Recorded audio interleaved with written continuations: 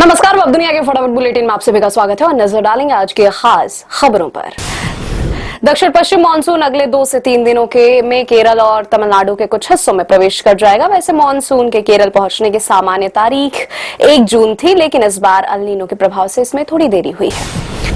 अमेरिकी राष्ट्रपति Donald Trump और इजरायली पीएम बेंजामिन नेतन्याहू के बीच सब कुछ ठीक नहीं चल रहा है। नेतन्याहू दोबारा लेबनान में सेना भेजने के फैसले पर ट्रंप ने इजरायली प्रधानमंत्री को फोन पर जमकर फटकार लगाई है। ट्रंप ने नेतन्याहू से कहा, तुम बिल्कुल पागल हो, अगर मैं ना होता तो तुम अब तक जेल में होते। अगर कोई तुमसे नफरत करता है, तुम्हारी वजह से हर कोई इसराइल से भी नफरत करता है।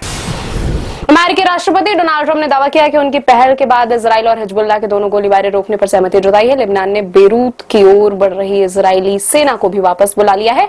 लेबनान पर इजरायली हमलों पर ईरान ने जताई थी सख्त नाराजगी, अमेरिका को दी थी वार्ता से हटने की धमकी।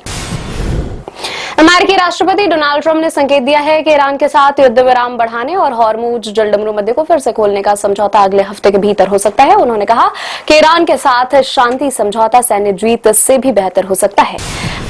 कॉकरोच जनता पार्टी के संस्थापक अभिजीत दिपके 6 जून को भारत लौटेंगे। शिक्षा मंत्री धर्मेंद्र प्रधान के इस्तीफे की मांग को लेकर शांतिपूर्वक आंदोलन का ऐलान।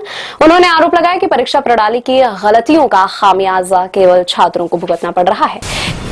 केंद्र सरकार ने ड्राइविंग लाइसेंस जारी करने की प्रक्रिया को आसान बनाने के लिए नए नियम लागू कर दिए हैं। अब कई मामलों में लोगों को ड्राइविंग टेस्ट के लिए क्षेत्रीय परिवहन कार्यालय के चक्कर नहीं लगाने पड़ेंगे।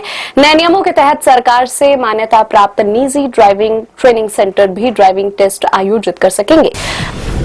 भारत के मुख्य न्यायाधीश सूर्यकांत आज सुप्रीम कोर्ट परिसर में 5 नए जजों को शपथ दिलवाएंगे। इन नियुक्तियों के बाद सुप्रीम कोर्ट में जजों की कुल संख्या बढ़कर 37 हो जाएगी। अब केवल 1 जज का पद खाली है।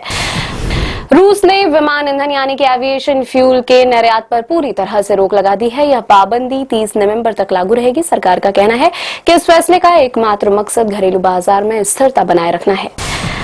तमिलनाडु भाजपा के पूर्व अध्यक्ष के अन्नामलाई का भाजपा से मोहभंग होता नजर आ रहा है। दावा किया जा रहा है कि वे एक अलग राजनीतिक मंच बनाने जैसे कोई महत्वपूर्ण राजनीतिक पहल करने की तैयारी कर रहे हैं। वे आज दिल्ली में भाजपा अध्यक्ष नितिन नवीन से मुलाकात करेंगे। इस बैठक से उनका राजनीतिक भविष्य तय हो सकता है। दिल्ली के करतार नगर में एक 6 साल का बच्चा गोली लगने से घायल हो गया है। बच्चे की मां ने बताया कि कक्षा 3 का यह छात्र घटना के समय ट्यूशन पढ़कर घर लौट रहा था, उसके पैर में गोली लगी है। ये थी आज की फटाफट बुलेटिन। ऐसे ताजा अपडेट्स के लिए लगातार बने रहे हमारे साथ, यानी कि विजिट करें अब दुनिया पर।